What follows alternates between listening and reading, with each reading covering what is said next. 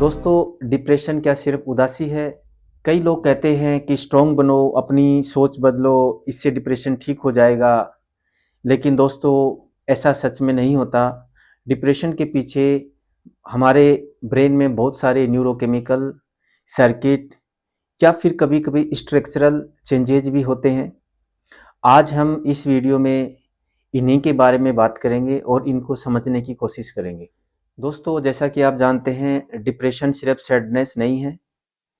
इसमें लगातार उदासी रहना, थकावट महसूस करना, नींद और भूख में बदलाव होना, कंसंट्रेशन का कम होना या कभी-कभी सुसाइडल थॉट का आना मुख्य है। दोस्तों, आज हम जानने की कोशिश करेंगे कि आखिर हम ये लक्षण क्यों फील करते हैं, इनके पीछे का न्यूरोबायोलॉजिकल साइंस क्या है। इसमें सबसे पहले हम बात करेंगे हमारे ब्रेन में न्यूरोकेमिकल या न्यूरोट्रांसमीटर के बारे में। इसमें पहला है सेरोटोनिन, जो कि हमारे मन और भूख और नींद को कंट्रोल करता है। दूसरा न्यूरोट्रांसमीटर है डोपामिन, जो कि मोटिवेशन, प्लेजर, रिवॉर्ड के लिए रिस्पॉन्सिबल होता है। दोस्तों, डिप्रेशन में डोपामिन की कमी के कारण किसी काम में मन नहीं लगता। जो चीज़ें पहले अच्छी लगती थी, अब उनमें रुचि नहीं रहती है। इसमें तीसरा न्यूरोट्रांसमीटर है नोरेपिनेफ्रिन, जो कि एनर्जी और कंसंट्रेशन के लिए रिस्पॉन्सिबल होता है।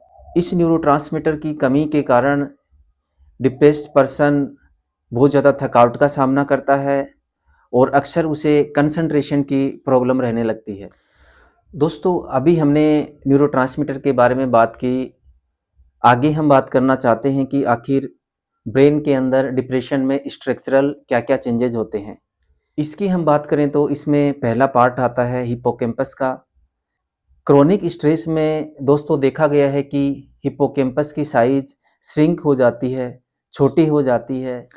इसमें दूसरा स्ट्रक्चरल पार्ट है एमाइगडाला।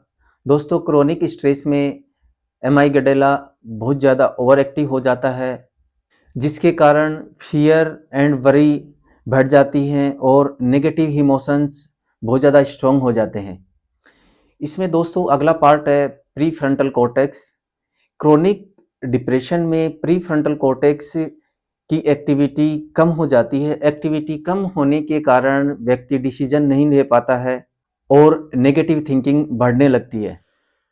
दोस्तों, क्रोनिक स्ट्रेस रहने के कारण हमारे ब्रेन में एचपीए एक्सिस होता है, वो भी डिस्टर्ब हो जाता है, जिसके कारण कोर्टिसोल हार्मोन, जिसे कि स्ट्रेस हार्मोन कहते हैं, वो बहुत ज़्यादा मात्रा में बढ़ने लगता है और यही कोर्टिसोल हिप्पोकैम्पस को प्रभावित करता है, जिसके कारण स्लीप डिस्टर्ब हो जाती है और मूड खराब रहने लगता है। दोस्तों, क्रोनिक डिप्रेशन में प्री फ्रंटल कॉर्टेक्स, एमाइगडाला और हिप्पोकैम्पस के बीच का सर्किट डिस्टर्ब हो जाता है, जिसके कारण लो मोटिवेशन, मूड का खराब रहना और नेगेटिव थॉट का आना, ये सभी चीज़ें हो सकती हैं।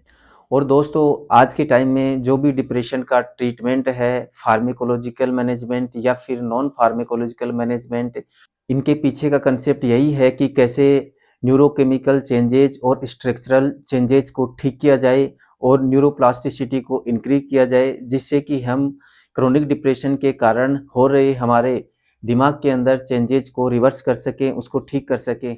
दोस्तों, जैसा कि हमने देखा, डिप्रेशन एक कमज़ोरी नहीं है। इसके पीछे हमारे ब्रेन के अंदर न्यूरोकेमिकल और स्ट्रक्चरल चेंजेज का होना है और हम इसको फार्माकोलॉजिकल और नॉन फार्माकोलॉजिकल मैनेजमेंट से ठीक कर सकते हैं, इम्प्रूव कर सकते हैं। यदि आप या आपका कोई चाहने वाला डिप्रेशन के लक्षणों का सामना कर रहा है, तो उसे एक बार अपने नज़दीकी साइकियाट्रिस्ट से मिलवाइए।